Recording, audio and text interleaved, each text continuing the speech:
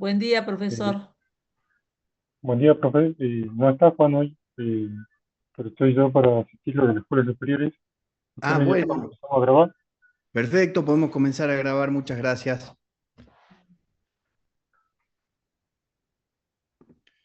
Recording in progress. Bueno, muy buenos días, vamos a empezar hoy con la unidad 4. La unidad 4 va a tener dos clases intensivas, esta y la del viernes que viene. La clase del viernes que viene va a ser una clase especial en la que va a participar la doctora Flores, que es la jueza ambiental de la provincia de Jujuy, con todo el equipo del juzgado ambiental de la provincia. Esta interacción que pudimos lograr con fines académicos tiene por objeto que puedan tener un pantallazo más completo de cómo se desarrollan los procesos ambientales en la justicia de la provincia de Jujuy. Muy amablemente la doctora Flores, entendiendo que, bueno, esta es una carrera que ha iniciado hace pocos años acá en la provincia, gracias al impulso que dio la Universidad Nacional de Jujuy.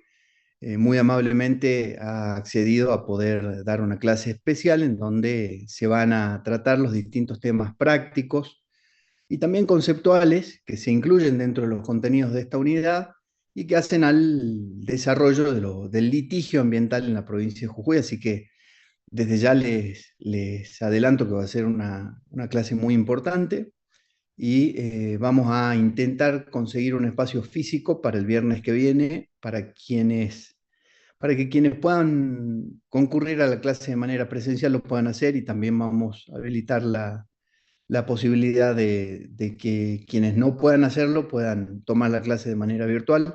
Pero bueno, desde ya que va a ser una clase muy, muy interesante con un abordaje distinto, conceptual, pero focalizado en lo que es el litigio, la práctica y desde la visión de otro enfoque, que es el de un grupo y principalmente el de la doctora Flores como jueza ambiental de la provincia.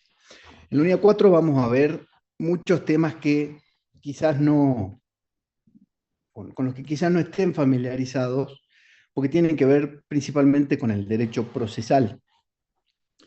Derecho procesal, entiendo que las primeras asignaturas o materias de procesal las van a tener en tercer año. No sé si en segundo año ya tienen algún pantallazo previo o si en algunas de las materias de primero y segundo año van haciendo alguna introducción a lo que es el derecho procesal. Por eso es que siempre les digo que esta asignatura debería estar un poquito más adelante en la carrera. Aún así, no dejamos de ver los conceptos que tienen que ver con el proceso ambiental y bueno, nos animamos desde la cátedra a poder ir haciendo algunas introducciones que seguramente les van a dar herramientas para poder comenzar a comprender algunos conceptos que tienen que ver con el proceso judicial en términos generales, con el litigio ambiental en términos particulares. Antes de adentrarnos a esos temas procedimentales y más puntuales, el eje fundamental de esta clase tiene que ver y ronda alrededor del concepto de daño ambiental y el régimen de responsabilidad ambiental. Entonces acá es donde a partir de estos conceptos vamos a empezar a desarrollar y a profundizar en el estudio del acceso a la justicia ambiental desde el ángulo de daño, de derechos colectivos, de legitimación activa, de los conceptos de responsabilidad, seguros, fondos, etcétera. Eh, el daño ambiental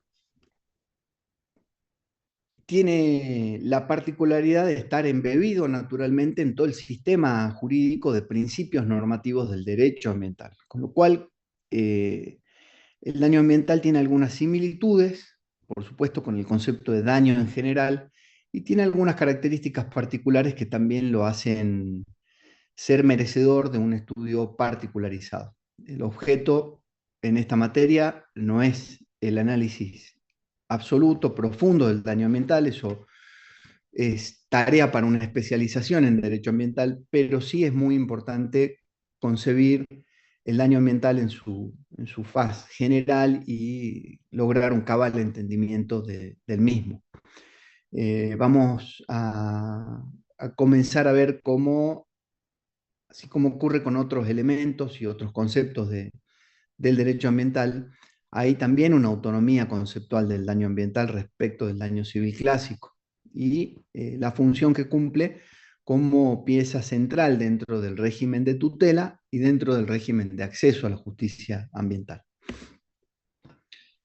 Primero que nada, distinguir conceptos, lo que venimos tratando de fortalecer desde la primera clase, dar claridad a los conceptos, sobre todo en una materia como derecho ambiental en donde se confunde mucho evidencia de opinión, concepto jurídico de opinión pública. Bueno, en el caso del daño ambiental tenemos que hacer una aclaración previa y pasar por la distinción entre contaminación y daño ambiental, entendiendo desde ya que se trata de categorías distintas.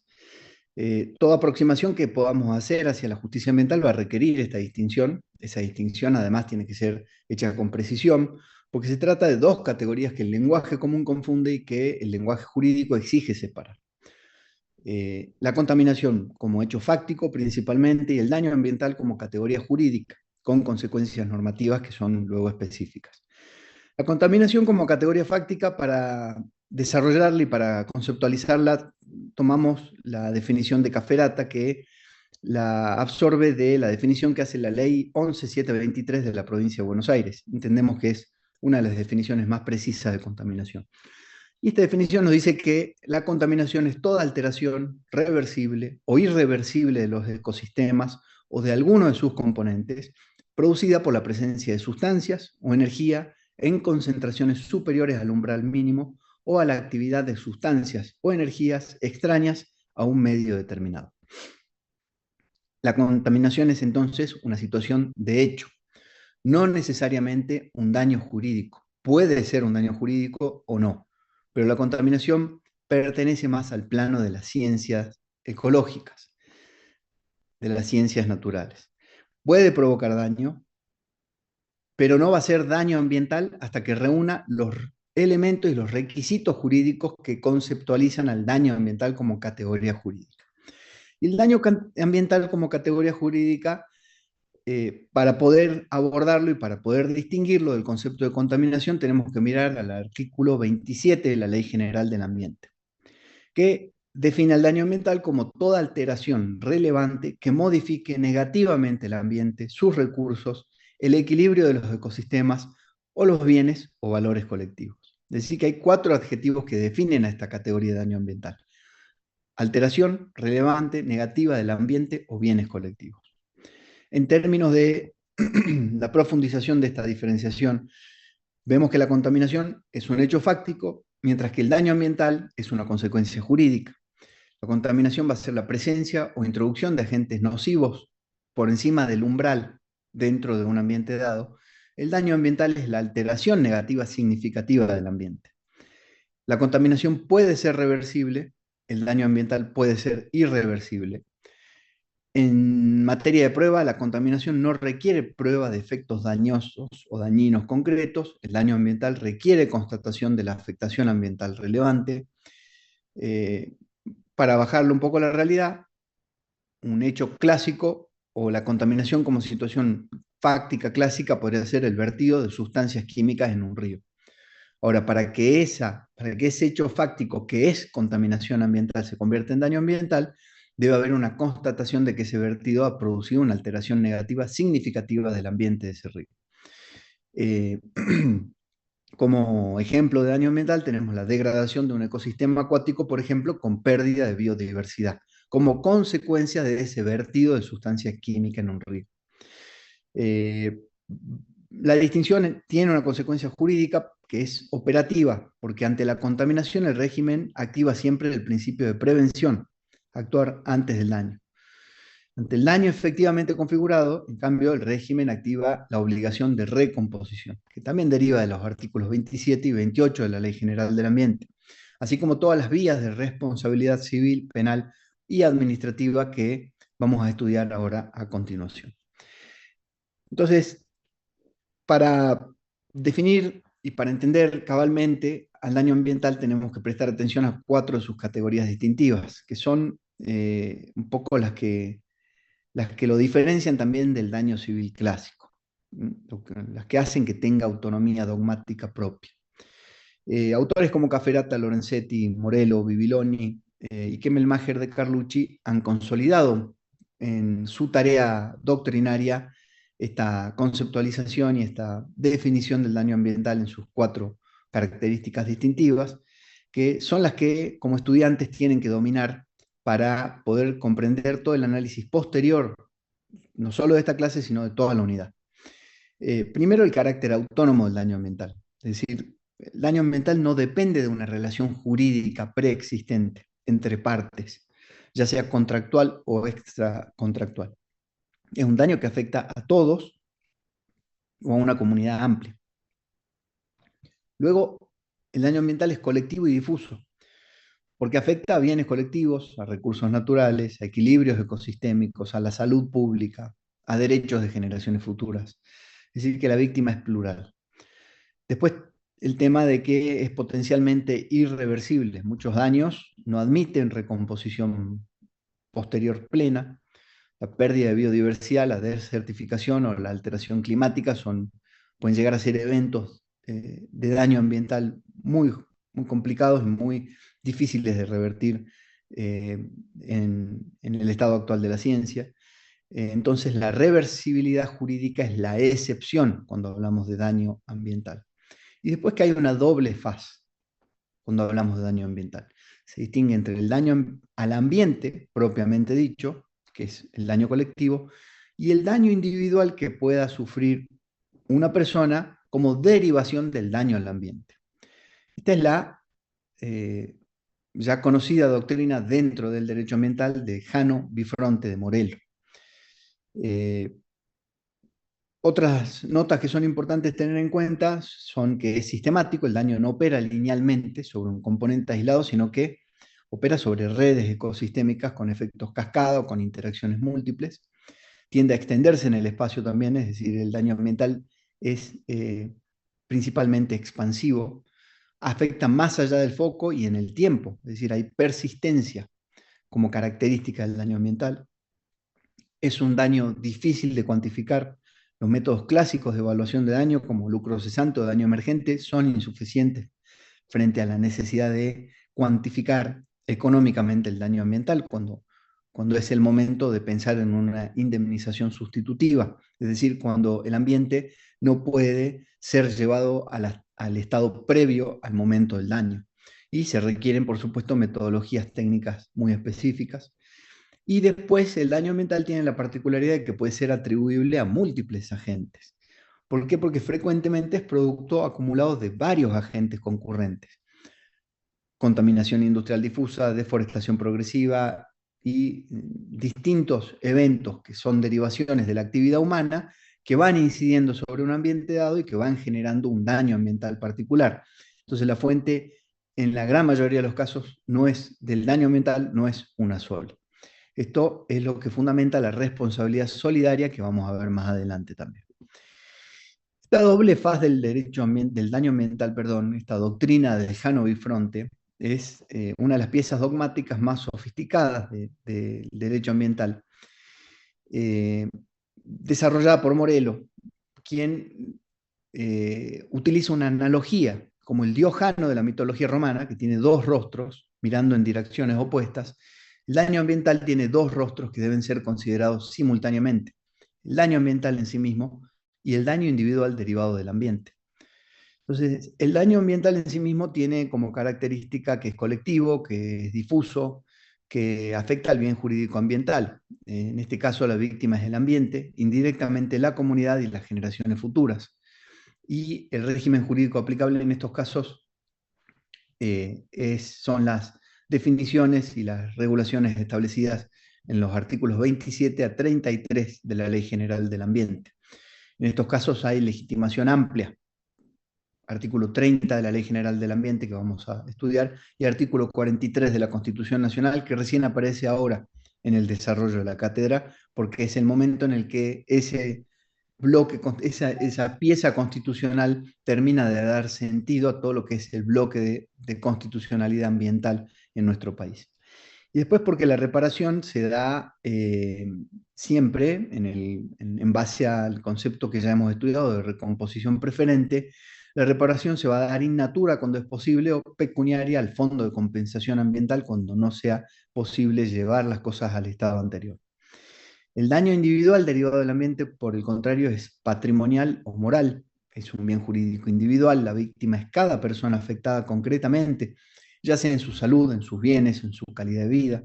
Y acá el régimen jurídico aplicable es el Código Civil y Comercial, es el derecho de daños puro y duro. Artículos 1100, 1716 y subsiguientes del Código. Acá la legitimación no es amplia, es legitimación individual clásica.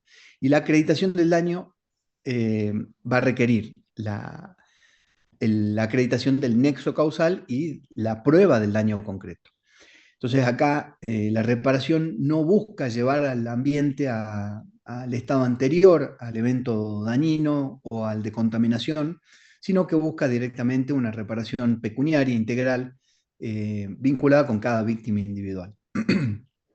¿Por qué esta distinción es importante? Porque esta doble faz lo que hace es permitir articular las lógicas reparatorias diferenciadas que conviven frente a un mismo hecho. Es decir, un mismo hecho que entra dentro de la categoría de daño ambiental puede generar esta doble vía procesal con el fin de desarrollar dos procesos diferentes.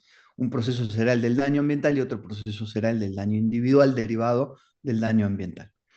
El fallo en Mendoza fue un caso paradigmático de esta arquitectura dual, porque la Corte aceptó su competencia originaria sobre lo que es el daño colectivo ambiental, el saneamiento de la cuenca, pero declinó su competencia sobre los daños individuales de los actores.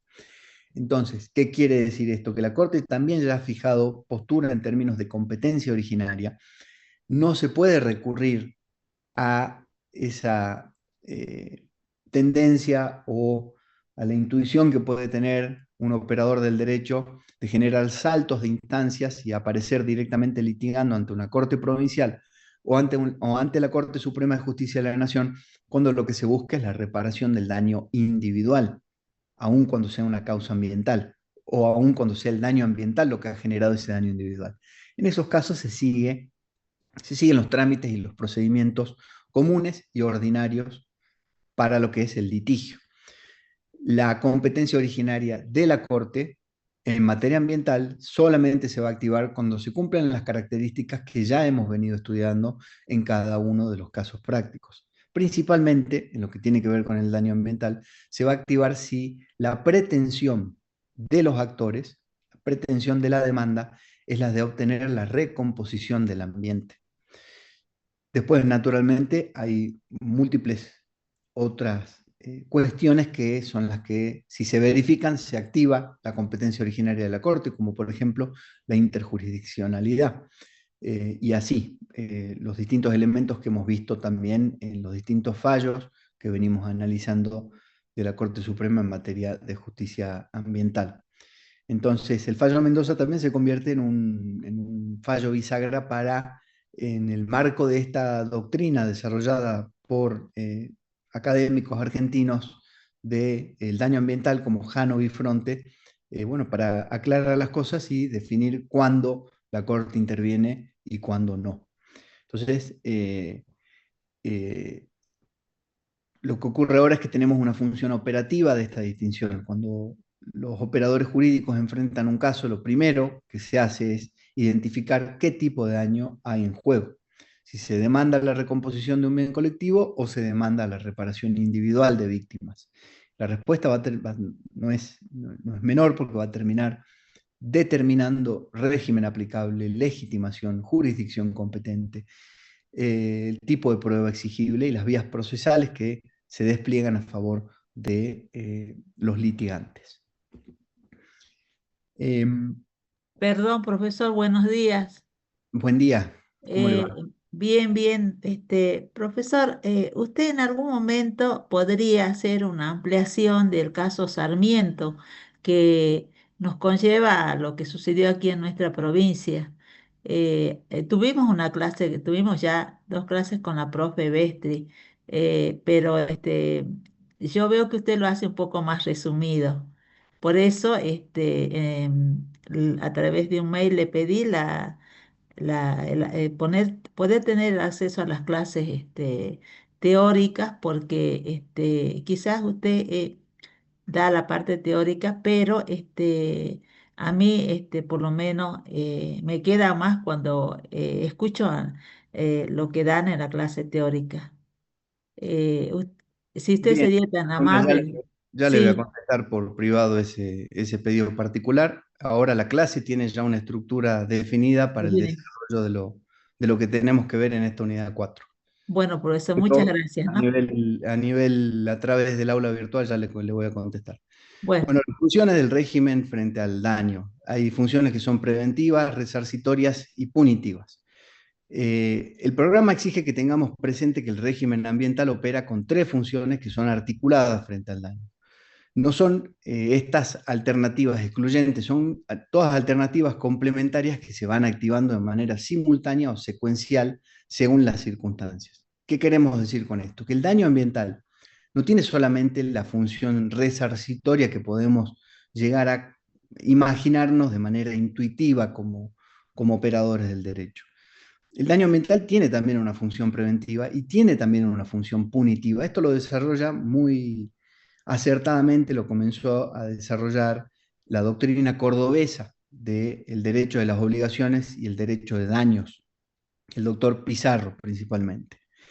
Eh, la función preventiva del daño ambiental ocupa un plano, ocupa un foco de acción que es activarse antes de que se configure el daño, frente al riesgo o la amenaza. Es decir, eh, acá tenemos la posibilidad de que frente al daño ambiental podamos desplegar algunas herramientas como medidas cautelares, medidas autosatisfactivas, evaluación de impacto ambiental, los planes de manejo, todo lo que tiene que ver con la potestad y el deber de organismos públicos de llevar adelante fiscalización, poder de policía, y todo lo que también se deriva del principio precautorio para hacer y llevar el daño ambiental a su fase preventiva.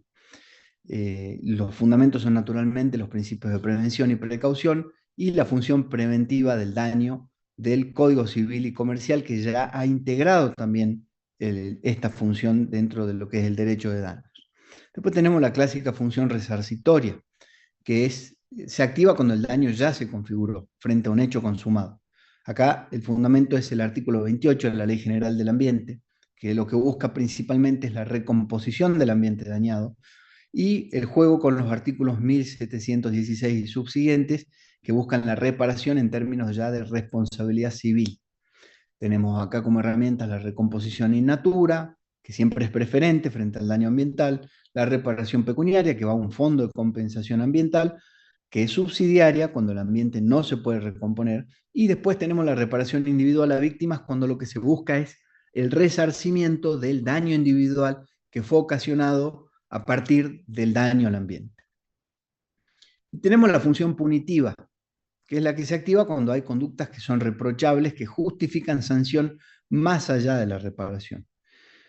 Y acá el fundamento está dado por el régimen administrativo sancionatorio, el régimen penal, es decir, que el daño ambiental abarca distintos subsistemas de activación, tanto en su faz preventiva, como en su faz resarcitoria, como en su faz punitiva.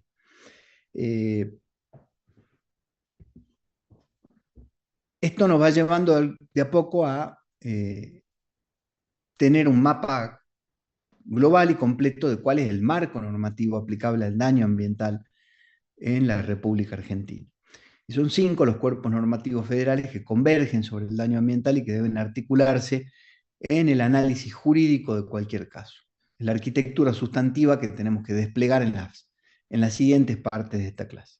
Tenemos entonces que el daño ambiental se encuentra contenido, definido o derivado de manera indirecta desde la Constitución Nacional, desde la Ley General del Ambiente.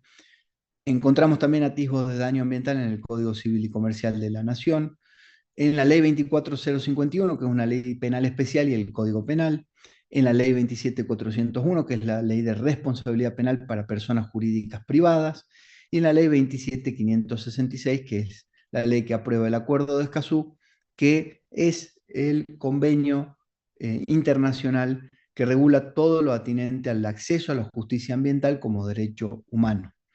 A este mapa federal se le suma el régimen provincial jujeño, por supuesto, la ley 5063 de la provincia, en lo que respecta al régimen sancionatorio administrativo, a lo que es el enfoque de recomposición del daño ambiental en la provincia, y el fuero ambiental jujeño, que son las leyes 4399 y 6108, cuyo régimen procesal va a ser desarrollado en la próxima clase por la doctora Flores.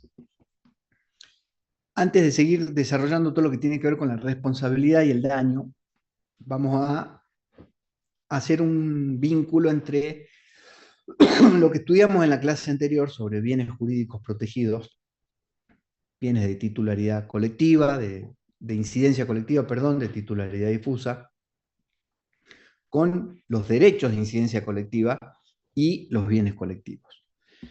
Y acá es donde entra a jugar el artículo 43 de la Constitución Nacional, que hasta ahora no lo habíamos tocado, no lo habíamos tratado en las clases teóricas, y que es una disposición constitucional que termina de cerrar como les decía, el bloque de constitucionalidad en materia de derecho ambiental en nuestro país. El artículo 43 de la Constitución establece que toda persona puede interponer acción expedita y rápida de amparo, siempre que no exista otro medio judicial más idóneo contra todo acto u omisión de autoridades públicas o de particulares que en forma actual o inminente lesione, restrinja, altere o amenace con arbitrariedad o ilegalidad manifiesta derechos y garantías reconocidas por esta Constitución, un tratado o una ley. Este artículo forma parte del plexo de nuevos derechos y garantías incorporados por la reforma constitucional del 94, y lo que hace es generar un cambio de paradigma muy importante porque consagra principalmente las garantías judiciales fundamentales que hasta ese momento la Constitución no las establecía con tanta claridad y formaban parte de una creación pretoriana de los tribunales de la República. Acá lo que vemos en el artículo 43 básicamente es el nacimiento o el reconocimiento constitucional de la acción de amparo. También se deriva de este artículo 43 el reconocimiento de la acción de habeas data y de habeas corpus. Pero además tenemos la particularidad en este artículo 43 de la Constitución Nacional, que se dan algunas innovaciones que tienen que ver con otros sectores de esta disposición. Este es lo que acabamos de leer, es el primer párrafo del artículo 43. Después tenemos el segundo párrafo del artículo 43 que establece que podrán interponer esta acción contra cualquier forma de discriminación y en lo relativo a derechos que protegen al ambiente, a la competencia, al usuario y al consumidor, así como a los derechos de incidencia colectiva en general, el afectado, el defensor del pueblo y las asociaciones que propenden a esos fines, registradas conforme a la ley que determinará los requisitos y formas de su organización. Y después tenemos dos disposiciones finales ya de tipo procedimental que tienen que ver con con cómo cada persona puede ejercer estos derechos. Entonces nos dice también el tercer párrafo del 43 que toda persona podrá interponer esta acción para tomar conocimiento de los datos a ella referidos, de su finalidad, habeas data, que consten en registros o bancos de datos públicos, o los privados destinados a proveer informes y en caso de falsedad o discriminación para exigir la supresión, rectificación, confidencialidad o actualización de aquellos. No podrá afectarse el secreto de las fuentes de información periodística, la protección del derecho a la fuente del que goza el periodismo en nuestro país. Cuando el derecho lesionado, restringido, afectado o amenazado fuere la libertad física, ya que empieza el habeas corpus, o en caso de agravamiento ilegítimo de la forma o condiciones de detención, o en el de desaparición forzada de personas, la acción de habeas corpus podrá ser interpuesta por el afectado o por cualquiera en su favor, y el juez resolverá de inmediato, aún durante la vigencia del estado de sitio. Entonces tenemos un artículo que viene a condensar primero el reconocimiento del amparo, el reconocimiento de la acción de habeas data y de habeas corpus. El reconocimiento del habeas corpus es naturalmente un reconocimiento y una satisfacción histórica por todo lo ocurrido durante la dictadura militar. El reconocimiento del habeas data es un paso de avance muy moderno en ese momento, estamos hablando de la década de los 90, vinculado con la protección de los datos personales y de todo lo que se deriva de la protección de los datos personales. Y con el reconocimiento de la acción de amparo lo que tenemos es el reconocimiento de un instituto que se venía creando judicialmente, pretorianamente, con los casos COT, por ejemplo, algo hemos estudiado en las clases pasadas, pero no teníamos todavía un reconocimiento constitucional de la acción de amparo. La acción de amparo como la acción más rápida, como la vía más expeditiva para lograr la protección de un derecho que no encuentra en el sistema jurídico normativo una acción particular que pueda funcionar como el vehículo para su protección. Entonces lo que tenemos es el reconocimiento de los derechos de incidencia colectiva y la incorporación del ambiente dentro de esta categoría de los derechos colectivos por parte de la Constitución. Con el amparo como vía procesal específica para la tutela del derecho ambiental. Tutela específica como vía procesal que tiene que ser expedita, rápida, expandida de derechos colectivos, y la legitimación procesal amplia. Cuando la norma constitucional habla y nos dice que pueden interponer esta acción de amparo el afectado, el defensor del pueblo, las asociaciones registradas, lo que vemos es la ruptura con el modelo clásico de interés directo, inmediato y personal que rigió tradicionalmente en nuestro sistema jurídico normativo como derivación de las clásicas concepciones del derecho romano y del derecho europeo continental. Entonces, lo que hace el artículo 43 es constitucionalizar el derecho ambiental como un derecho de incidencia colectiva. Y a partir de 1994 lo que ocurre es que el ambiente ya no es solo objeto de protección administrativa, sino que es un derecho subjetivo que cuenta, además de la protección del artículo 41, con una acción procesal constitucional específicamente garantizada por el artículo 43 de la Constitución Nacional. Esto es un poco la base de todo lo que vamos a ver a continuación. También vemos que el Código Civil y Comercial incorpora la categoría de los derechos de incidencia colectiva. Lo hace en el artículo 14, en el artículo 240. El artículo 14 cuando dice que este código reconoce derechos individuales y derechos de incidencia colectiva. El artículo 240 cuando dice que el ejercicio de los derechos individuales o los bienes mencionados en las secciones primera y segunda debe ser compatible con los derechos de incidencia colectiva y debe conformarse a las normas del derecho administrativo nacional y local dictadas en el interés público y no debe afectar el funcionamiento ni la sustentabilidad de los ecosistemas de la flora, la fauna, la biodiversidad del agua, los valores culturales, el paisaje, entre otros, según los criterios previstos por la ley especial. Este es el límite al ejercicio de los derechos individuales. Y tenemos el artículo 241 que establece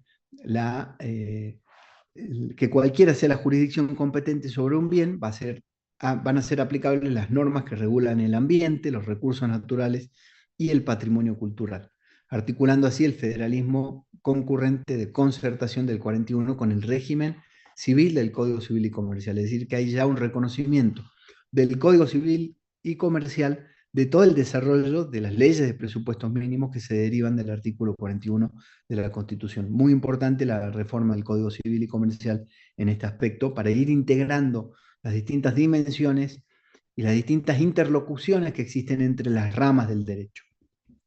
Sobre todo en materia ambiental, que como venimos viendo, tiene una intersección muy marcada con el derecho civil, con el derecho administrativo, con el derecho penal.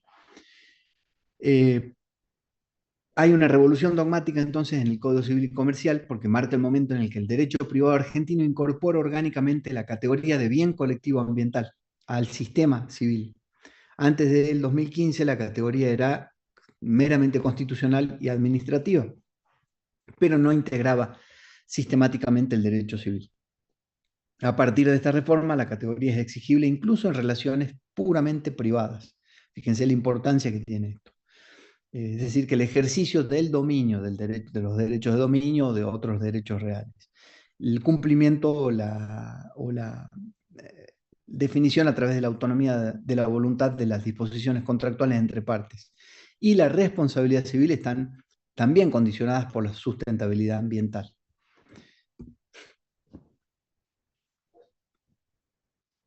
El bien colectivo ambiental, según la doctrina de Lorenzetti, nos habla de sus características, que son las de indivisibilidad, no exclusividad y no apropiabilidad.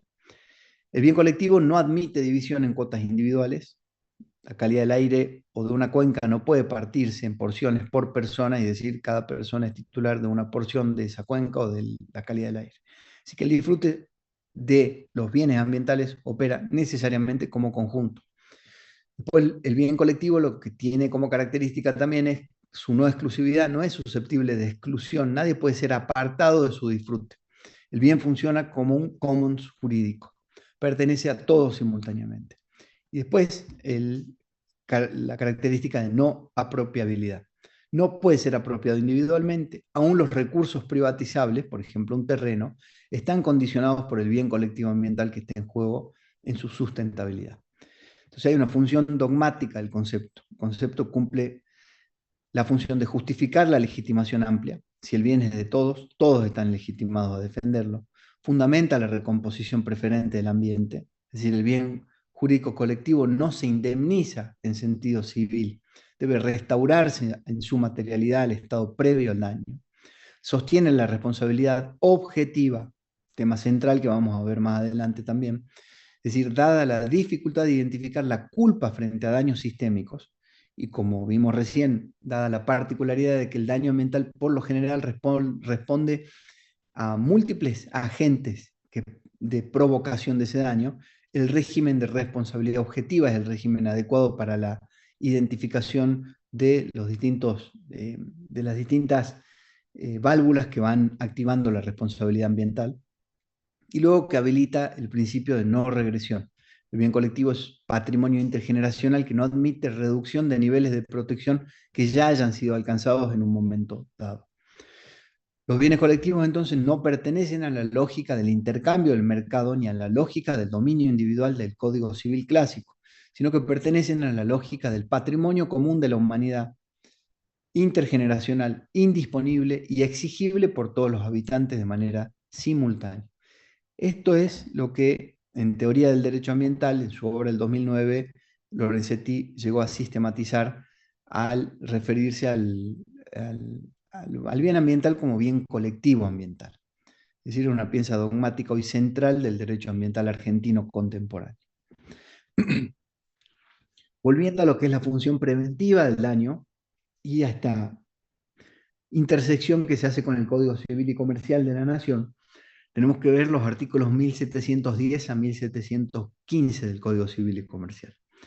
En el artículo 1710 ya encontramos lo que es el deber de prevención, porque establece como deber general de toda persona evitar causar un daño no justificado y adoptar las medidas razonables para evitar que se produzca un daño o disminuir su magnitud, finalmente no agravar el daño ya producido.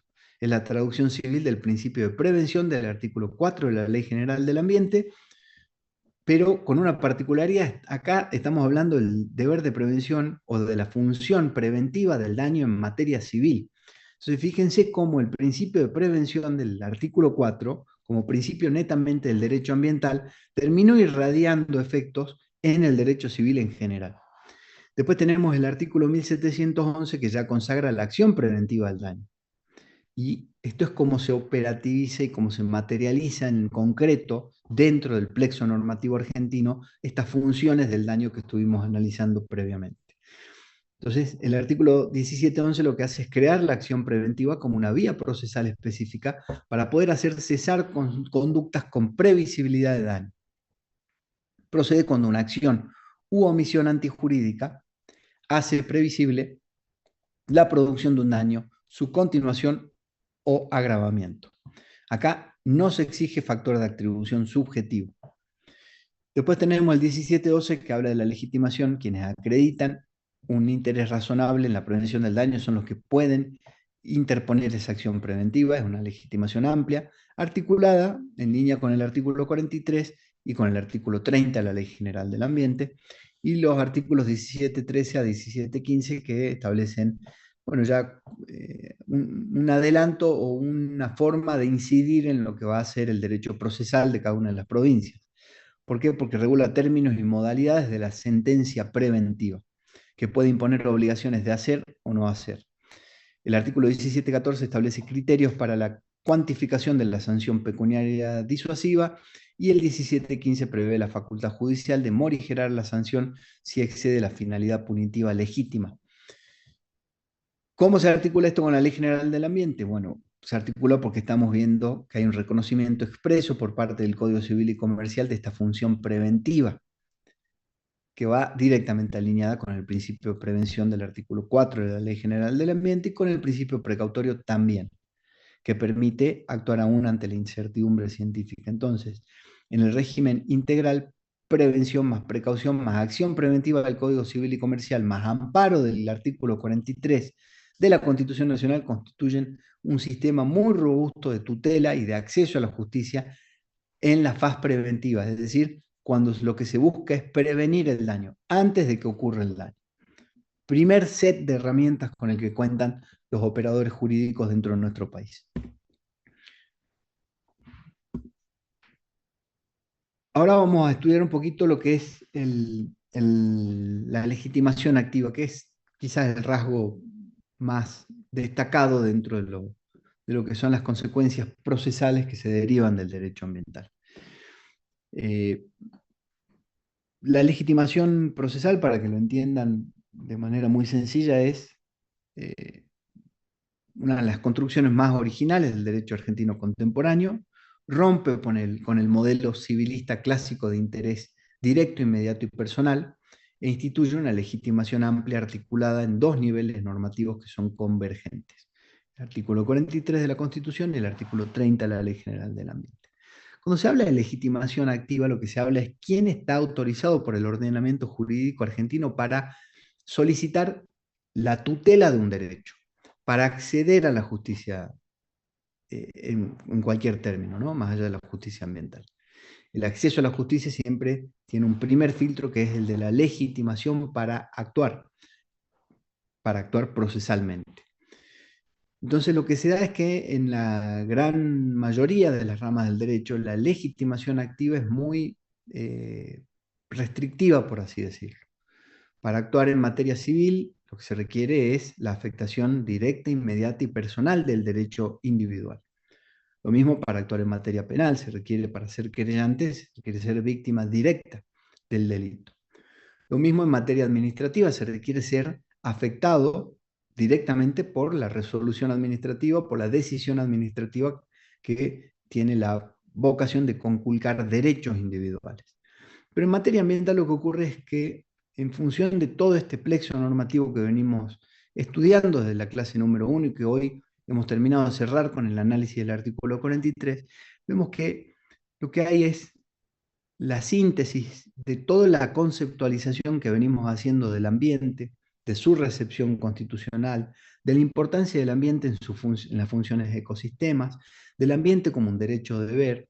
Todo se sintetiza en este concepto que vimos recién del derecho de incidencia colectiva, y en el reconocimiento que hace la Constitución Nacional de estos derechos de incidencia colectiva, y en la válvula que habilita la Constitución Nacional de quién puede solicitar la protección de estos derechos de incidencia colectiva. Entonces, acá tenemos que en materia ambiental y en lo que respecta al amparo ambiental, definido por el artículo 43, en el nivel constitucional, se legitima al afectado, al defensor del pueblo y a las asociaciones que propendan a esos fines. que estén registradas conforme a la ley. Es decir, que esto es una tríada constitucional que opera como base. Y en el artículo 30 de la Ley General del Ambiente tenemos ya el desarrollo legal de esta idea que preexiste a nivel constitucional. El artículo 30 reglamenta la legitimación para el reclamo por daño ambiental y distingue dos pretensiones con régimen distinto: la acción de recomposición y la acción para reclamar la indemnización por daño ambiental. Cuando lo que se busca es la recomposición, como por ejemplo el caso Mendoza, pueden interponerla el afectado, el defensor del pueblo y las asociaciones a las que se refiere el artículo 43 de la Constitución Nacional, así como también el Estado nacional, provincial o municipal. Es decir, se extiende la acción y la legitimidad activa para obtener la recomposición del ambiente afectado, también incluyendo al Estado nacional, provincial o municipal.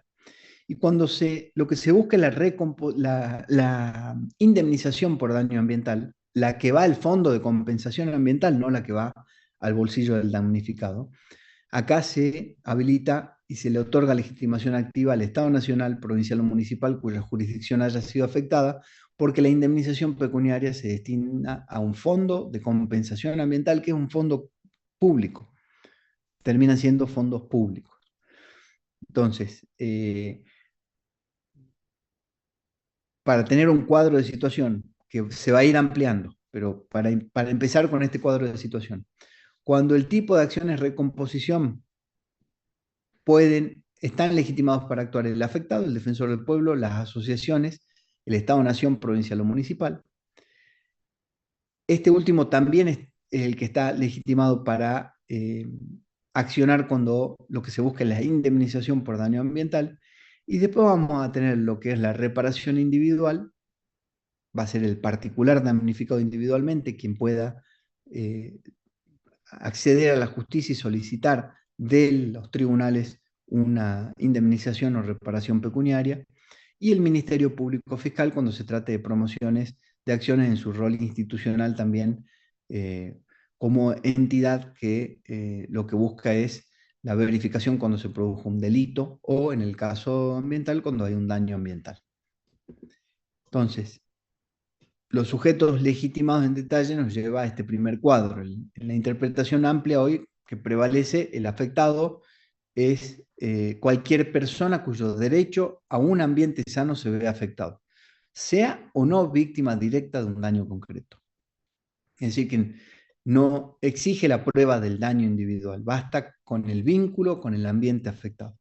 Es una amplitud que distingue al régimen ambiental del régimen civil clásico. En cuanto al defensor del pueblo, la inclusión alcanza al defensor del pueblo de la nación, a los defensores provinciales, municipales, en el caso de que existan, van a tener la legitimación directa para promover acciones de incidencia colectiva, incluida la ambiental. Su intervención no requiere acreditar ningún tipo de afectación personal, opera en defensa institucional del bien jurídico colectivo. En Jujuy, el defensor del pueblo provincial tiene esta competencia operativa. Después tenemos las asociaciones a las que se mencionan en el artículo 43 de la Constitución Nacional, que exige que estén registradas conforme a la ley y que sus fines incluyan la protección del ambiente. Por derivación de la jurisprudencia ya consolidada, la exigencia de registración se interpreta con flexibilidad. Hay ONGs ambientales con personalidad jurídica reconocida, ya sea civil, religioso o profesional, que van a estar legitimadas si su objeto social comprende la materia. Los casos como FARN, Greenpeace, Vida Silvestre, Proyunga son legitimados habituales para motivar una decisión de la justicia, para poder requerir de la justicia la intervención frente a una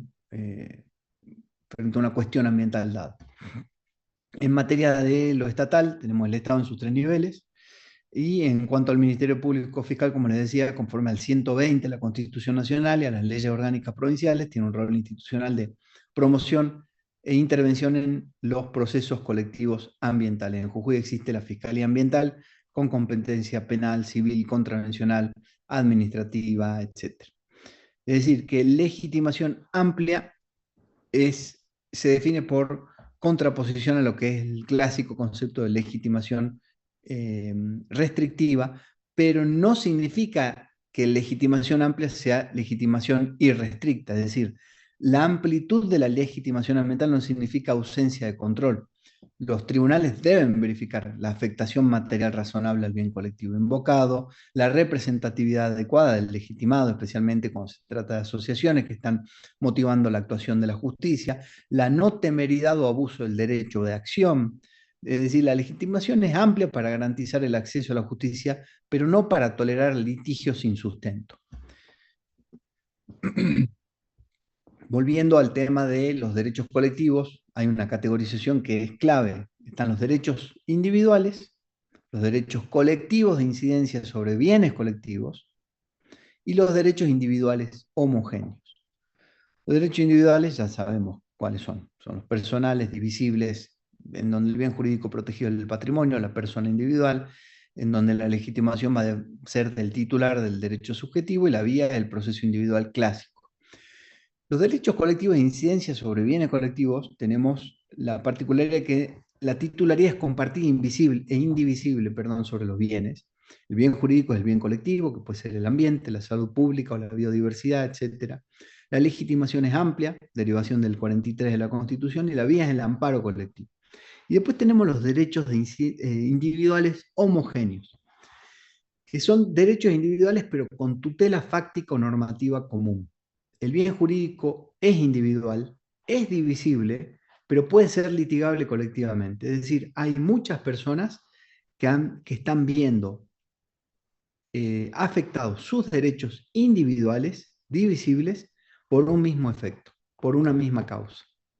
En un mismo momento, en una causa directamente vinculada en términos de factor de atribución.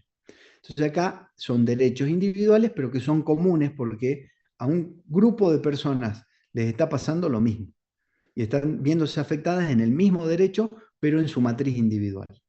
Esa es la diferencia con los derechos colectivos. Acá la legitimación la va a tener el afectado o asociaciones que sean representativas de ese estado de situación, y la vía va a ser la acción colectiva tipo class action, que son las famosas class action que se derivan del derecho anglosajón. Esto llevado al campo ambiental nos da lo siguiente. La categoría dominante va a ser siempre la 2, la de derechos colectivos de incidencia sobre bienes colectivos. Derechos de titularidad difusa sobre bienes colectivos. Es la categoría que sustenta el régimen del artículo 30 de la Ley General del Ambiente. Y la categoría 3 también puede operar, la de derechos individuales homogéneos, en casos ambientales, por ejemplo, en daños individuales homogéneos derivados de una contaminación común.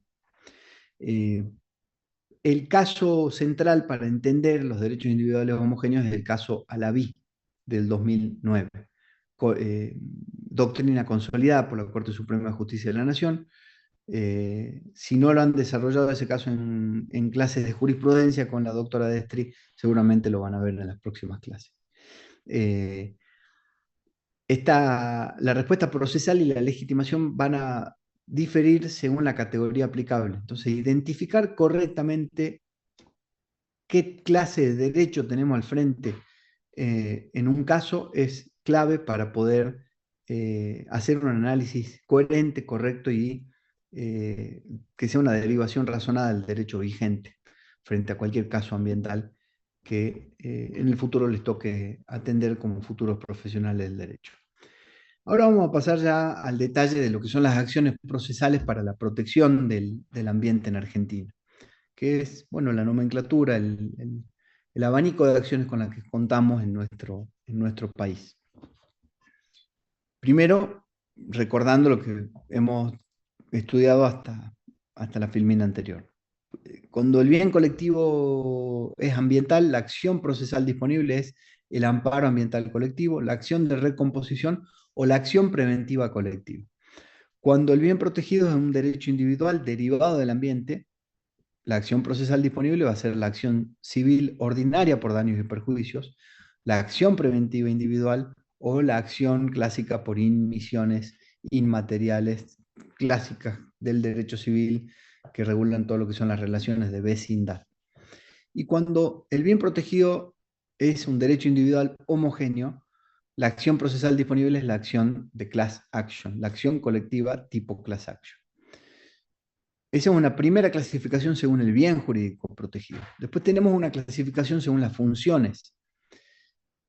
Entonces, si tenemos en cuenta la función preventiva del daño ambiental, vamos a tener una acción como acción preventiva, el amparo ambiental, la acción preventiva del Código Civil y las medidas cautelares y autosatisfactivas, que tienen por objeto evitar el daño antes de que se configure.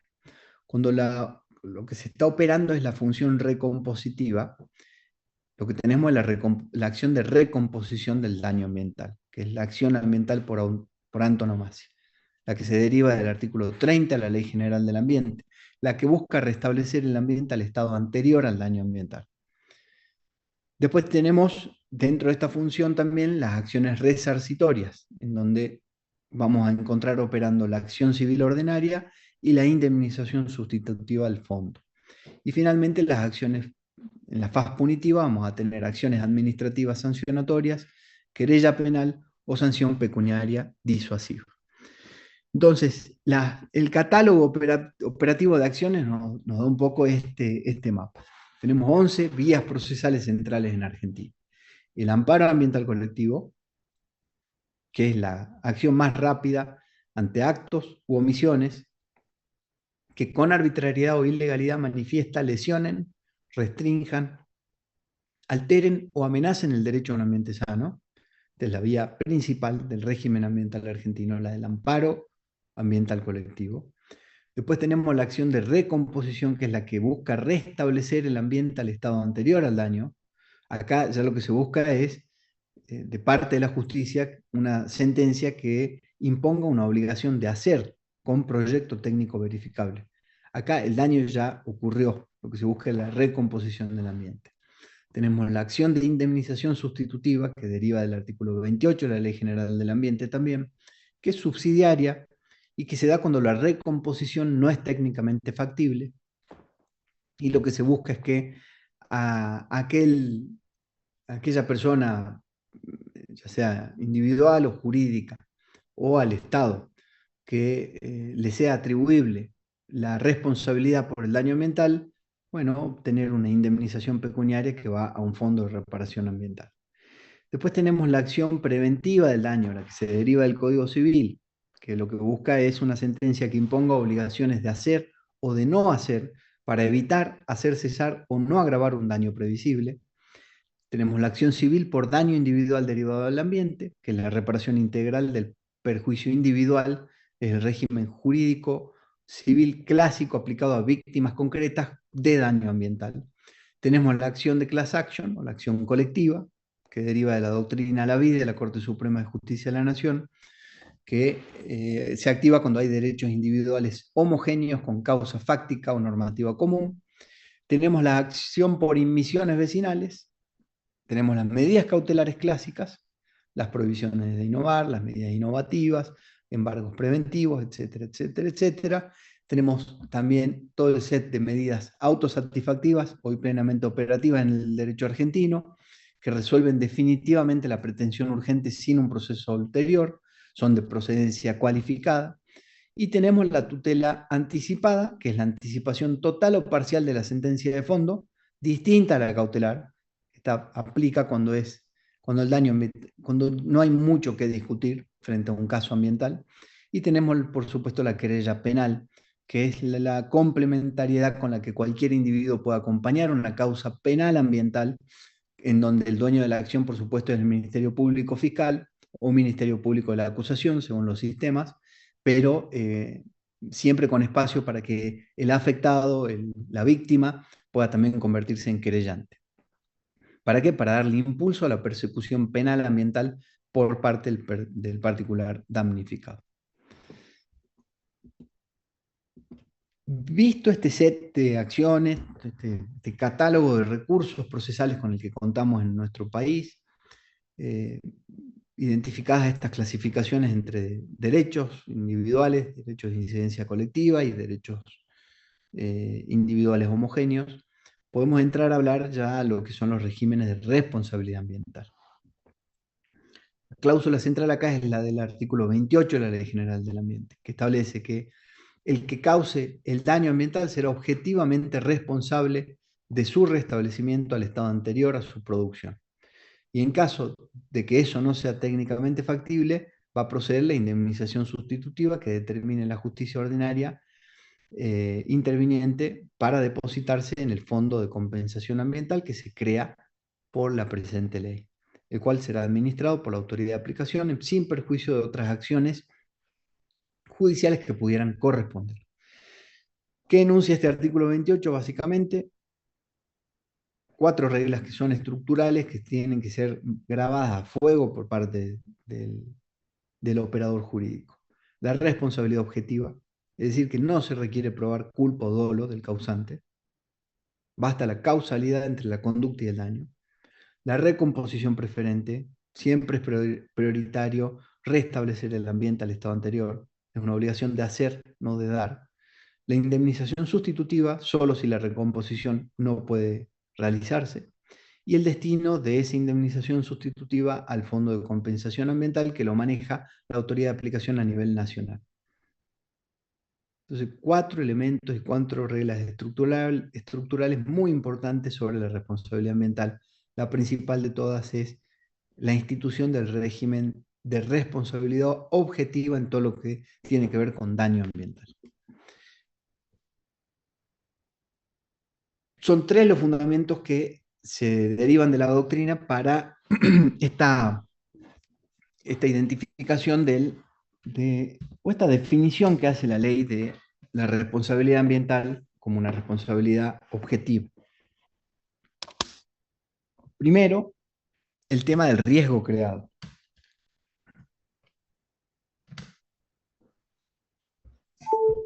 Quien introduce en la sociedad una actividad riesgosa, es decir, no hay una prohibición per se de llevar a cabo, desde lo ambiental, de llevar a cabo actividades. Y esto es lo que define un poco a la separación de los extremos. Naturalmente hay actividades que son riesgosas y que aún así son llevadas a cabo por los individuos, por empresas, a veces hasta por el mismo Estado. Entonces, no es que el derecho ambiental impide que se lleven a cabo esas actividades riesgosas, sino que lo que hace es que quien introduce a la sociedad una actividad riesgosa, una industria contaminante, una explotación extractiva, un manejo de residuos peligrosos, internaliza el riesgo y responde por las consecuencias dañosas, aunque no haya actuado negligentemente. Es decir, que no, supongamos una empresa que se dedica al manejo de residuos peligrosos. Es autorizada, cumple con todos los procedimientos que hemos visto, la evaluación de impacto ambiental, etc. Está en regla. Es una actividad súper riesgosa. Y un día, por X o por Y, genera una afectación al ambiente que genera daño ambiental.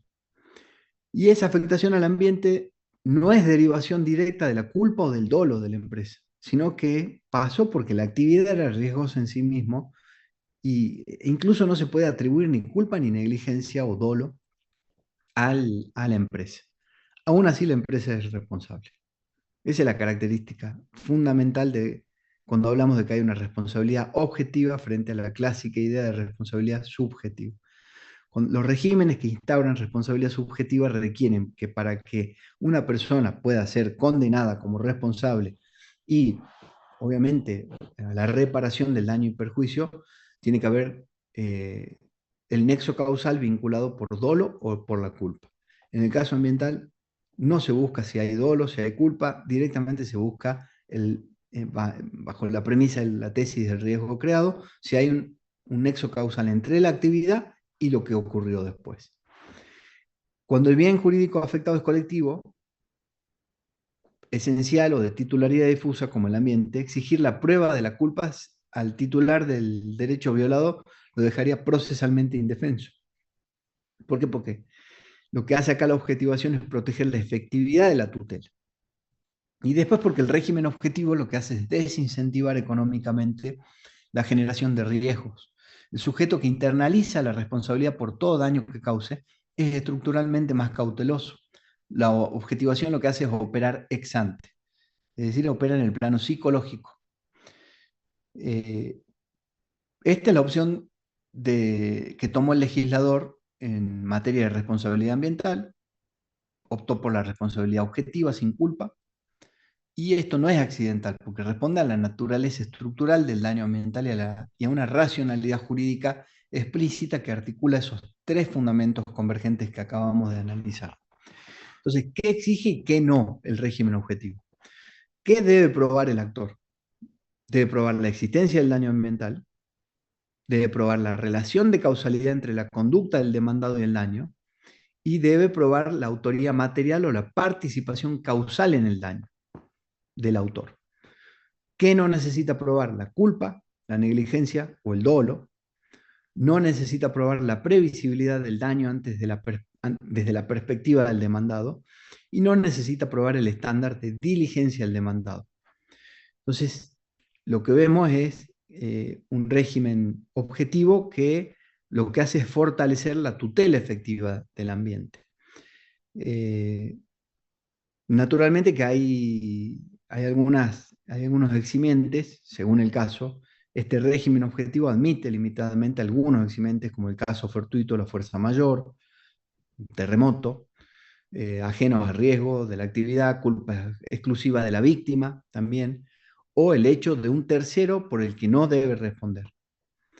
La prueba de todos estos eximentes corre por cuenta del demandado y es restrictiva, es decir, que se invierte también la carga probatoria. Y en particular, la culpa de un tercero no exime si ese tercero es parte de la cadena productiva o de la organización del demandado.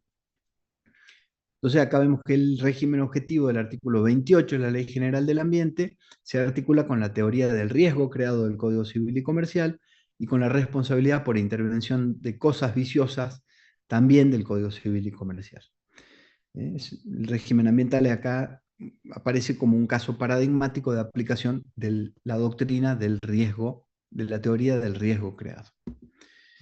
La responsabilidad, además de ser objetiva, es solidaria, y se deriva este carácter de solidaridad del artículo 31 de la Ley General del Ambiente. Es decir, que cuando concurran dos o más sujetos en la producción de un daño ambiental, o cuando no sea posible la determinación precisa de la participación de cada uno, todos serán solidariamente responsables de la recomposición del daño ambiental. La recomposición del ambiente, mejor dicho. Entonces, el artículo 31 de la Ley General del Ambiente lo que hace es consagrar una de las herramientas operativas más poderosas del régimen, que se activan en tres supuestos. Cuando los autores directos de las acciones que generan el daño son empresas que vierten efluentes, los conductores de la actividad extractiva, los operadores industriales, es decir, quienes participan materialmente del acto dañino ambiental. También los participantes indirectos, es decir, quienes han tomado parte en la generación del daño sin ser ejecutores directos. Pueden ser otros integrantes de la cadena productiva, accionistas controlantes, sociedades vinculadas, etc.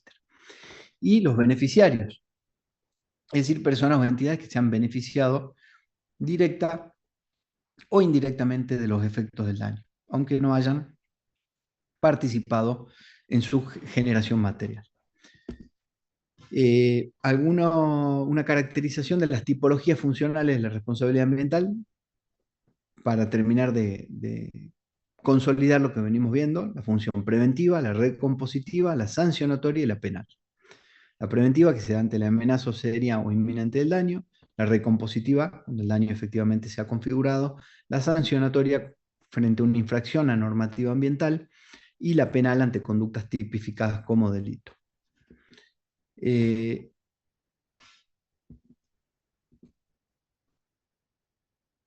Tenemos también en el plano de la responsabilidad ambiental la posibilidad de encontrarnos con casos de pretensiones en donde lo que se exige es la satisfacción del daño moral colectivo. Esto abre algunas discusiones que están hoy en debate. El primer debate es sobre el daño moral colectivo en sí mismo. Hoy la doctrina mayoritaria sostiene la procedencia del daño moral colectivo. El ambiente colectivo afectado puede generar un perjuicio espiritual o moral a una comunidad, distinto al daño material al ecosistema. Es decir, que la cuantificación del daño moral colectivo es estimativa. Su destino va a ser el Fondo de Compensación Ambiental. pero hay un reconocimiento de que es posible y podemos ir hacia casos en donde se busque la satisfacción del daño, la reparación del daño moral colectivo. La doctrina minoritaria, anclada en el modelo civilista clásico, niega su procedencia argumentando que el daño moral requiere titular individual del padecimiento.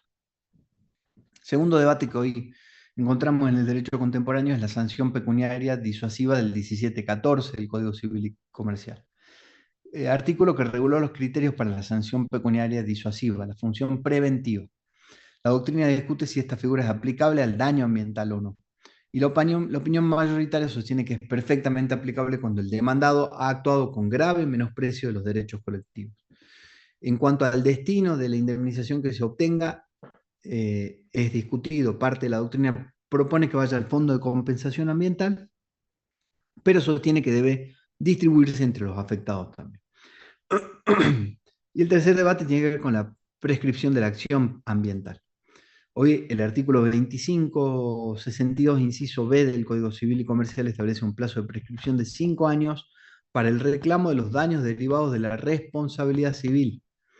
La doctrina ambiental sostiene la imprescriptibilidad de la acción de recomposición del bien colectivo. ¿Por qué? Porque el daño es continuado mientras persiste la afectación, porque el bien colectivo es intergeneracional y su tutela no admite la consolidación temporal del perjuicio, y porque la acción individual derivada del ambiente sí prescribe. Entonces, la síntesis es que son estas tres las grandes discusiones que van revelando que el régimen de responsabilidad ambiental sigue siendo un campo dogmático en construcción y los operadores jurídicos deben estar al tanto del estado de la discusión doctrinaria para poder ir fundando correctamente sus pretensiones, defensas o recursos en lo que va a ser en lo que es el litigio ambiental principalmente, ¿no? Dentro de lo que es el régimen de responsabilidad merece un capítulo y un análisis particular el tema de la responsabilidad penal ambiental. El régimen penal ambiental argentino vigente hoy está estructurado principalmente en la Ley 24051 de residuos peligrosos del año 1992. Es una ley penal especial que tipifica conductas específicas de afectación ambiental con sustancias peligrosas. Es el régimen penal ambiental más operativo en la práctica forense hoy en día. Hay características dogmáticas del régimen penal, que son las clasificaciones del delito, de cómo el derecho penal mira al delito ambiental como un delito de peligro, es decir, que no exige resultado lesivo concreto, basta la creación del peligro para la salud humana o el ambiente. Vemos que siempre vamos a encontrar tipos penales mixtos que combinan elementos descriptivos con elementos normativos. El bien jurídico tutelado va a ser dual, la salud humana más el ambiente, por lo general. La doctrina discute si hay prelación o no. La competencia federal, hay garantía de uniformidad interpretativa, pero también dificultad práctica en las jurisdicciones provinciales, y la aplicación a personas físicas. El artículo 57 de esta ley 24051 atribuye pena a los directores y administradores de las personas jurídicas y no a la persona jurídica en sí. Hay también una crítica doctrinaria en términos de que esto es un régimen que es insuficiente. ¿Por qué? Porque la doctrina argentina viene diciendo que esto cubre solamente residuos peligrosos y deja fuera buena parte de las conductas dañosas como desmontes ilegales, contaminación atmosférica industrial, daño a la biodiversidad. Es decir, tiene un umbral de operatividad alto todo esto, el peligro para la salud, y no acoge la responsabilidad penal de la persona jurídica. Múltiples anteproyectos de reforma esperan tratamiento legislativo. Independientemente de esta ley especial, el Código Penal sí contiene algunos tipos penales que son aplicables a conductas ambientales, que no serían derecho penal ambiental propiamente dicho, porque son preconstitucionales, pre-reforma de la Constitución, pero que son aplicables a conductas ambientales. Tenemos, por ejemplo, el artículo 200 del Código Penal sobre envenenamiento de las aguas, el 202 sobre propagación de enfermedad, el 186 y 189 sobre incendios y otros estragos. Hay otros tipos penales también relevantes vinculados con la caza, la pesca, el comercio de fauna prohibida, esa es la Ley Especial 22421 y la Ley 22.344 del CITES. Los delitos contra recursos forestales, la 26.331, sí articula con el régimen penal cuando hay desmontes en categoría roja o sin autorización, es decir, la ley de bosques ha incorporado un parche ahí en materia de ley de bosques, vinculando todo lo que es la deforestación ilegal con algún tipo penal de aplicación operativa, los delitos aduaneros vinculados con el ambiente, el contrabando de fauna o de residuos peligrosos. Hay anteproyectos de reforma, así que hay un horizonte normativo a la vista, desde hace más de una década que se están trabajando estos anteproyectos que comprenden tipos de contaminación dolosa y culposa de aire, agua y suelo, tipos de afectación de la biodiversidad de las áreas protegidas, delitos vinculados con el cambio climático, responsabilidad penal de las personas jurídicas, etc. Por ahora ninguno ha sido sancionado y la doctrina señala esto como una asignatura pendiente estructural del derecho ambiental argentino. Tenemos la ley 27.401, que es sobre responsabilidad penal de personas jurídicas privadas, no directamente vinculada con lo ambiental, pero sí con cualquier cuestión que tenga que ver con delitos llevados a cabo por personas jurídicas. Esta ley introdujo en el derecho argentino la responsabilidad penal de las personas jurídicas. Fue una de las reformas dogmáticas más significativas del derecho penal contemporáneo. Y aunque hoy se aplica a solo un catálogo limitado de delitos, marca el camino para la futura inclusión de los delitos ambientales. ¿Cuál es el alcance actual de la ley 27.401? Bueno, establece el régimen aplicable a personas jurídicas privadas, que son sociedades, asociaciones, fundaciones, para los delitos de cohecho, tráfico de influencias, esto a nivel nacional e internacional, negociaciones incompatibles con el ejercicio de funciones públicas, concusión, enriquecimiento ilícito de funcionarios, balances e informes falsos agravados. Acá se establecen penas aplicables para las personas jurídicas, que son multas de 2 a 5 veces el beneficio indebido obtenido, o que se hubiera podido obtener, sanción patrimonial directa a la persona jurídica, suspensión total o parcial de actividades, disolución y liquidación. Es decir, se puede incluso una sentencia disponer la muerte de la persona jurídica. La ley también prevé como factor de atenuación o extensión la implementación de un programa de integridad, compliance ambiental empresarial, por ejemplo, conjunto de acciones, mecanismos y procedimientos internos de promoción de la integridad y la supervisión y el control para prevenir, detectar y corregir irregularidades. Y tenemos el tema de la proyección al ámbito ambiental, que aunque no incluye delitos ambientales en su catálogo, su lógica es plenamente aplicable. La doctrina sostiene que esta extensión es estructuralmente necesaria y en la mayoría de los daños ambientales graves, la verdad que nos damos con la realidad de que son producidos por estructuras corporativas, no por personas individuales. Entonces, sancionar solo a los directores o administradores deja sin respuesta a las personas jurídicas que se beneficiaron del daño. Detrás de los directores o administradores de cualquier sociedad hay grupos económicos, en algunos casos internacionales, en algunos casos nacionales, en la gran mayoría de los casos muy poderosos. Entonces el director o el administrador es solamente como si fuera la persona que está cumpliendo una función en ese momento, pero no es quienes son realmente los dueños de esas estructuras corporativas. Yendo ya a lo que es la responsabilidad administrativa, hoy opera en paralelo a lo que es la responsabilidad civil y penal, de forma paralela y autónoma respecto de estas dos responsabilidades. Es la vía más activa en la práctica regulatoria diaria porque acá es donde el afectado entra en contacto en forma directa con la autoridad de aplicación, ya sea con la autoridad federal de aplicación o la provincial.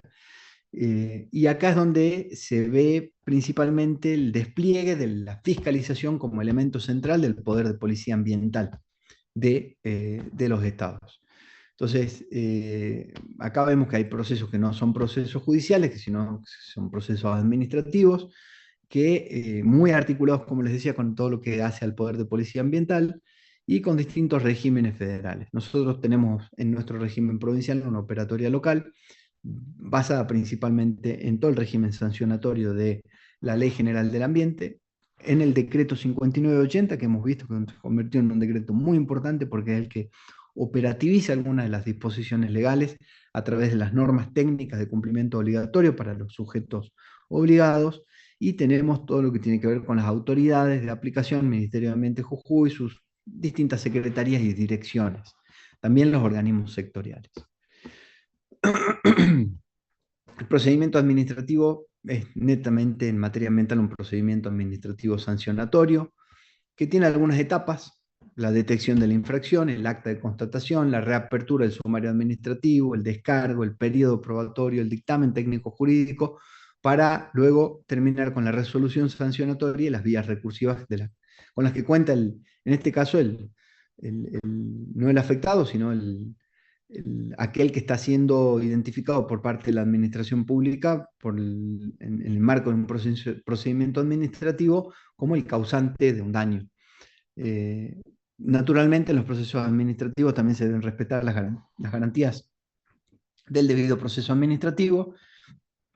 Hay distintos recursos que ya los van a estudiar esto cuando vean derecho administrativo. Ahora solamente se los muestro de un pantallazo porque esto merece un estudio muy profundo y el momento para tomarlo es para estudiarlo y para aprenderlo cabalmente en derecho administrativo, pero simplemente sepan que en materia ambiental también hay responsabilidad administrativa que se termina funcionando el procedimiento administrativo como la vía a través de la cual el poder de policía ambiental se puede hacer efectivo en la fiscalización de todo lo que se debe verificar por parte del Estado. Esto lo seguro se lo dejo para que lo estudien ustedes. No quiero quedarme sin espacio para esta parte que es muy, muy importante y que va a ser profundizada en la clase siguiente por la doctora Flores. En el proceso ambiental, y ya volviendo a lo que es el litigio ambiental, hay una característica muy central que es el tema de la carga dinámica de la prueba. La prueba del daño ambiental presenta dificultades estructurales que han generado una respuesta específica de la doctrina. El régimen procesal que desarrollará, como les decía recién, la doctora Flores, la jueza ambiental de la provincia, se apoya en categorías sustantivas que conviene hoy tener presentes desde una perspectiva dogmática. ¿Cuáles son estas dificultades estructurales de la prueba en materia ambiental? La complejidad técnica, la acumulación causal, la latencia temporal y la asimetría informacional.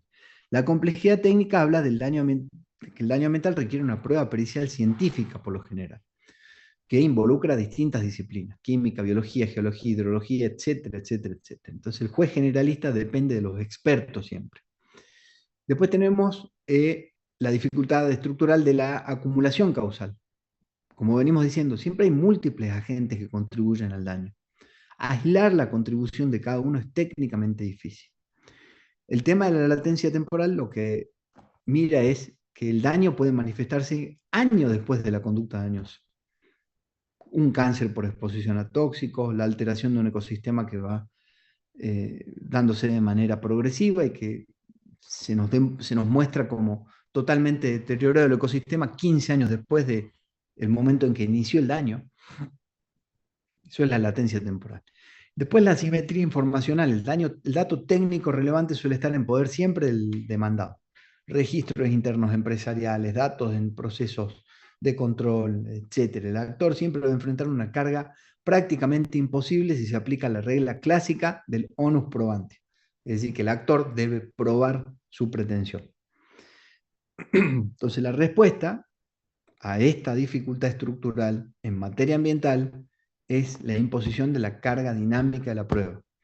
La doctrina argentina contemporánea, principalmente gracias a la obra de Peirano, Berizonce y Morelo, y la jurisprudencia consolidada por la Corte Suprema de Justicia de la Nación, han desarrollado la doctrina de la carga dinámica de la prueba. ¿Qué significa esto? Que la carga recae de probar sobre la parte en mejores condiciones técnicas y prácticas de aportar la evidencia. En materia ambiental, esto significa que el demandado, típicamente una empresa o un organismo con acceso a datos técnicos, tiene la carga de probar la inexistencia del daño, la ruptura del nexo causal o la concurrencia de eximentes, y no al revés, y no el actor. Esta carga dinámica de la prueba ha sido recepcionada expresamente en el artículo 1735 del Código Civil y Comercial de la Nación, que dice que el juez puede distribuir la carga de la prueba ponderando cuál de las partes se halla en mejor situación para aportarla. Y en materia ambiental, el acuerdo de Escazú, que se va a estudiar también en la próxima clase, la consagra como la medida para facilitar la producción de la prueba del daño ambiental, incluyendo la inversión de la carga de la prueba. La jueza Flores va a desarrollar la aplicación procesal específica de este instituto.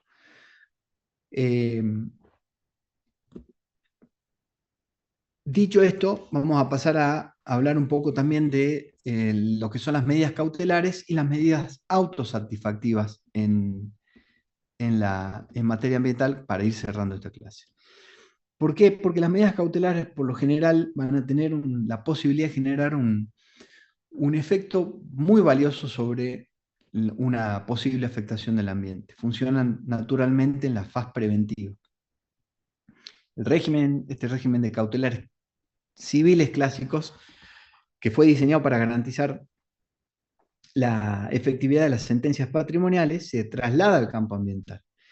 Sus tres requisitos clásicos sufren una reinterpretación sistémica impulsada por los principios estructurales del derecho ambiental. Básicamente, una medida cautelar es una resolución judicial provisional dictada en el marco de un proceso principal destinada a preservar la efectividad de la sentencia futura o a evitar la consumación o agravamiento del daño ambiental, mientras se discute el fondo. Van a ver, y ya han visto de hecho, cómo la Corte Suprema de Justicia fue dictando muchas cautelares frente a distintas pretensiones y demandas de amparos ambientales colectivos que fueron sometidas a decisión de la Corte y hasta que, por ejemplo, se cerró el año pasado la causa Mendoza. Toda la causa Mendoza del 2008 fue a partir de una medida cautelar. Entonces, la nota distintiva de las cautelares en el campo ambiental es su funcionalidad preventiva. No solo asegura el resultado del proceso, sino que protege el bien colectivo durante el desarrollo del litigio.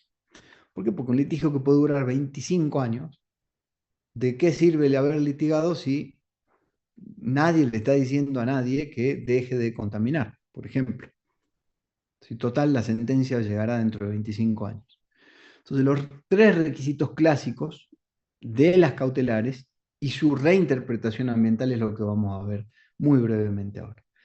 Los tres requisitos clásicos de las medidas cautelares ya habrán visto, o quizás no, les tocará ver después en derecho procesal, son el requisito de la verosimilitud del derecho, el requisito del peligro en la demora y el requisito de la contracautela.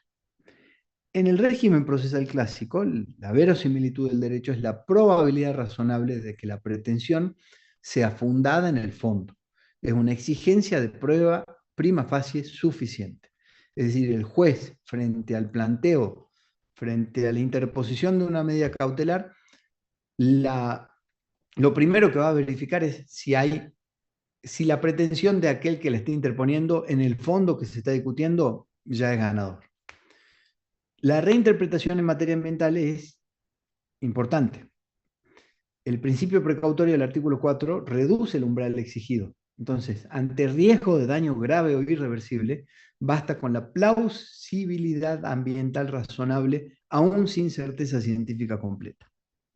Después tenemos el peligro en la demora como otro requisito clásico, que en el régimen procesal clásico es el riesgo concreto de que la demora del proceso frustre la efectividad de la sentencia, frustre el reconocimiento jurídico que está buscando obtener el interesado de parte del Poder Judicial.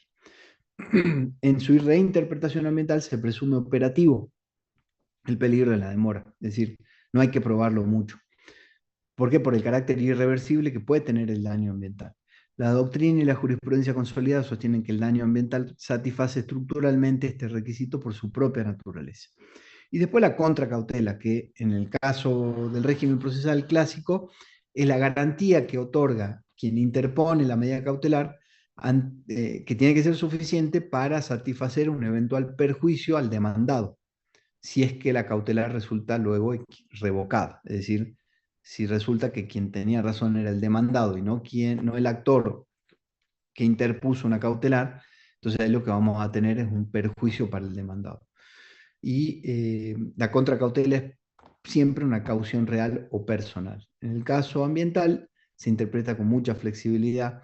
La jurisprudencia ha admitido contracautelas atenuadas, juratorias o eximidas cuando se defienden bienes colectivos, especialmente si el accionante es la Defensoría del Pueblo de la provincia o de la nación, el Estado o asociaciones sin fines de lucro. Entonces, hay 4 figuras que son urgentes. ¿Para qué existen estas vías procesales? Para adelantarse a lo que va a ser el tiempo y la latencia temporal en la tramitación de las causas ambientales. Entonces vamos a tener 4 figuras con este objetivo. La cautelar clásica, que es provisional, accesoria a los procesos principales, que no anticipa el desarrollo sobre el fondo y que se revisa con la sentencia definitiva. ¿Cuándo va a proceder esta cautelar clásica? Que son las innovativas, no innovativas, embargos, etc. Cuando hayan procesos en curso o por iniciar y cuando haya riesgo de frustración de la sentencia futura. Después tenemos la cautelar precautoria, que es una variante específica fundada en el principio precautorio y procede aún ante incertidumbre científica. Su umbral de verosimilitud se ve mucho más atenuado que lo que es la cautelar clásica. Acá procede cuando hay riesgo de daño grave o irreversible sin certeza científica plena. Es una característica del derecho ambiental. Después tenemos las medidas autosatisfactivas como un tipo de cautelar que resuelve definitivamente la pretensión urgente. No requiere proceso principal posterior. Es ella misma la sentencia. Acá procede cuando hay una urgencia impostergable, cuando hay verosimilitud cualificada, más una posibilidad de que no se genere daño irreparable al demandado. Y después está el tema de la tutela anticipada, que es la anticipación total o parcial de una sentencia de fondo. Esta subsume la pretensión sustancial, es provisional, pero tiene efectos sustantivos. Acá sí se requiere una verosimilitud del derecho cualificada, más una urgencia que torne ilusoria la espera del proceso ordinario. Entonces, los tipos de cautelares ambientales, el catálogo operativo con el que van a poder operar como futuros abogados, es el siguiente. Las cautelares de no innovar, que tienen por objeto ordenar, mantener el statu quo, que las cosas no cambien, la suspensión de una obra o una actividad, detener un emprendimiento en curso, la suspensión de una autorización administrativa, paralizar los efectos de un acto presuntamente lesivo. Es decir, que no se aplique que no ocurra lo que está por ocurrir. Las cautelares innovativas, por el contrario, lo que buscan es que ocurra lo que no está ocurriendo. El cese inmediato de la actividad dañosa, la orden de remediación urgente de un foco contaminante, la reparación provisional de infraestructura ambiental, es decir, modificar el estado actual para frenar el daño, que ocurra lo que no está ocurriendo. Después tenemos las cautelares patrimoniales clásicas, embargos preventivos sobre el patrimonio de los responsables, garantizando que la futura indemnización. La inhibición general de bienes también y la anotación de litis en registros públicos. Después tenemos cautelares específicas ambientales, como la moratoria cautelar de desmontes, como lo vimos en el caso Salas Dino, el inventario de glaciares como cautelar de aplicación de la ley 26639, los planes urgentes de saneamiento, como el modelo de Mendoza, es decir, son cautelares específicas que fueron siendo derivadas pretorianamente de la actividad de la Corte Suprema de Justicia de la Nación en los casos que hemos visto. Son cautelares con objetivos muy puntuales, que pueden ser de innovar o de no innovar, pero por la intensidad de lo ambiental que están intentando regular, se convierten ya en cautelares específicas ambientales. Después tenemos cautelares informativas, que es la orden de exhibición de documentación técnica, el acceso a la información ambiental, etc. Y las cautelares de monitoreo, como la designación de peritos para muestreos urgentes, la instalación de equipos de medición, las inspecciones in situ ordenadas judicialmente, etc. Esto lo que hace es asegurar la prueba antes de su deterioro. Puede haber acumulación de figuras. En un mismo proceso ambiental pueden existir múltiples cautelares con distintos objetos. Suspensión de actividad, con embargo preventivo, con un inventario técnico, con una orden de monitoreo. La estrategia procesal ambiental exige siempre articular múltiples cautelares para una tutela integral y cada una va a tener sus presupuestos propios, pero pueden tramitar concurrentemente. Particularmente hablando de lo que son las medidas autosatisfactivas y la tutela anticipada, que son las herramientas urgentes específicas, vamos a decir que las medidas autosatisfactivas es una solución urgente no cautelar que se agota en sí misma, es decir, que no depende de otro proceso principal. Eso es lo que la diferencia de las medidas cautelares. Resuelve definitivamente la pretensión sin necesidad de un proceso principal posterior.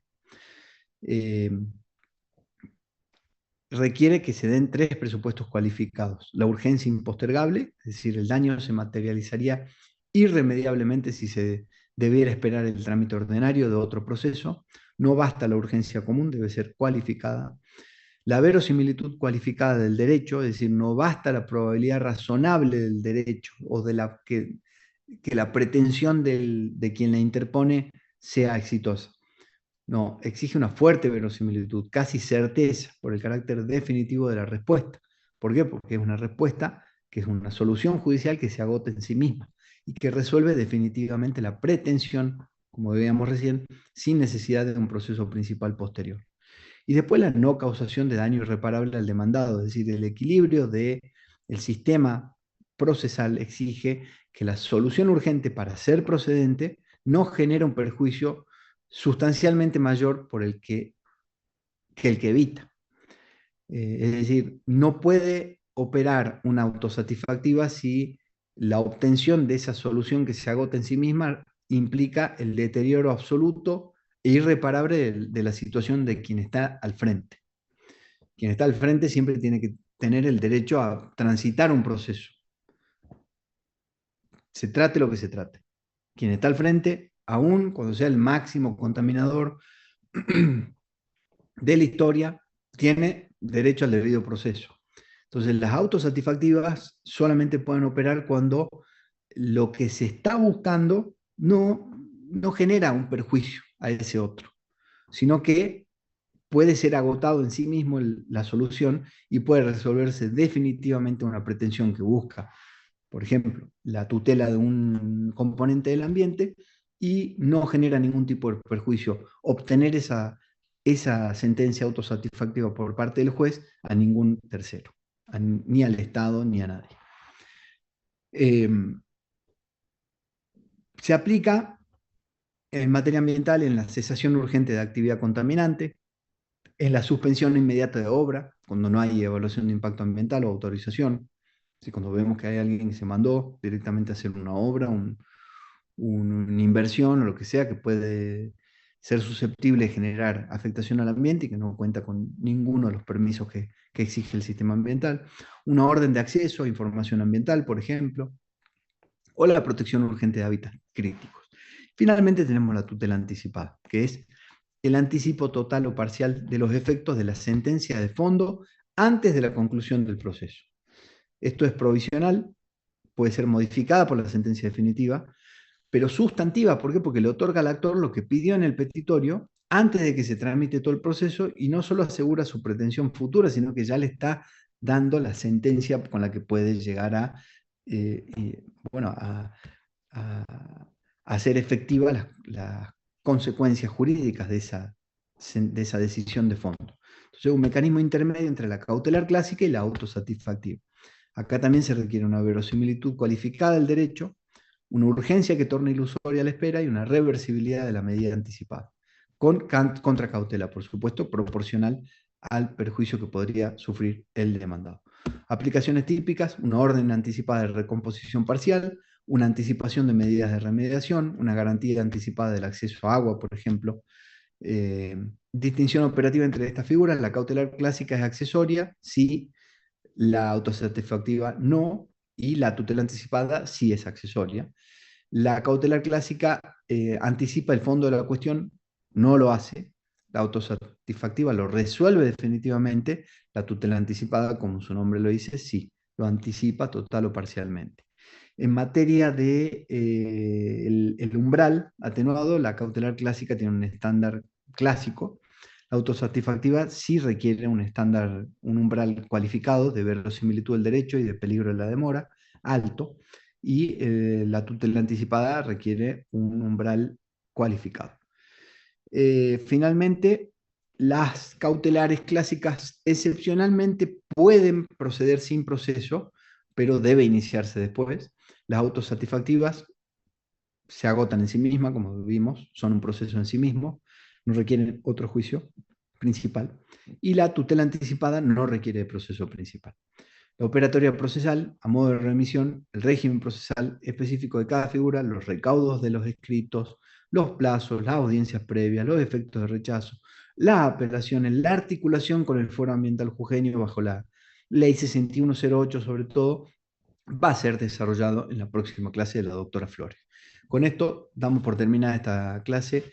Yo les voy a ir informando a través de aula virtual cuál va a ser el aula física para la clase del viernes que viene, recuerden, con la doctora Flores, jueza ambiental de la provincia de Jujuy, para llevar toda esta conceptualización y toda esta primer abordaje de lo que es daño ambiental, responsabilidad ambiental y acceso a la justicia ambiental a la realidad de cómo opera eso en nuestra provincia. Muchísimas gracias, que tengan un buen fin de semana. Recording stopped.